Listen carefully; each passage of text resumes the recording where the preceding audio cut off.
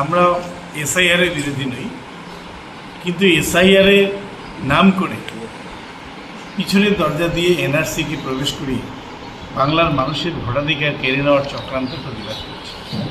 মৃত মানুষের নাম বাদ যাক ভোটার তালিকা থেকে, যারা অন্যত্র চলে গেছে তাদের নাম বাদ যাক, যাদের একাধিক বুথ কেন্দ্রের নাম আছে তাদের নাম বাদ যাক, সেক্ষেত্রে আমাদের কোনো আপত্তি নেই।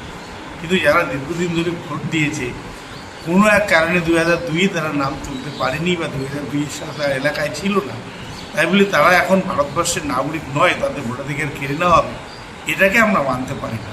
সেজন্য আমাদের তৃণমূল কংগ্রেসের স্ট্যান্ড আছে যে একজনও প্রকৃত ভোটার যাতে ভোটার তালিকা থেকে বা ভোটদানের অধিকার থেকে তারা যেন বঞ্চিত না হয়, সেই জন্য আমরা প্রতিবাদ করছি। দরকার হলে ইলেকশন কমিশনের অফিস ঘেরাও করা হবে।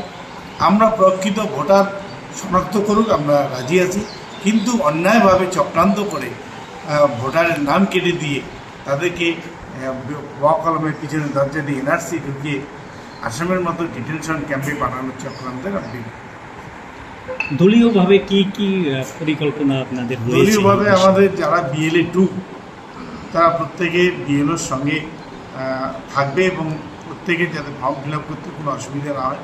কারণ এই ক্ষেত্রে প্রথম ফর্ম ফিল আপ করার ক্ষেত্রে কোনো ডকুমেন্টস লাগবে না। 2025-এ যাদের ভোটার তালিকায় নাম আছে তারা প্রত্যেকে ফর্ম ফিল আপ করবে এবং 2025 এবং 2002-এর ভোটার তালিকা ম্যাচিং করার পরে যারা অতিরিক্ত নাম থাকবে তাদের হিয়ারিং হবে, পরবর্তীকালে তাদের ডকুমেন্টস দেওয়ার প্রশ্ন থাকবে।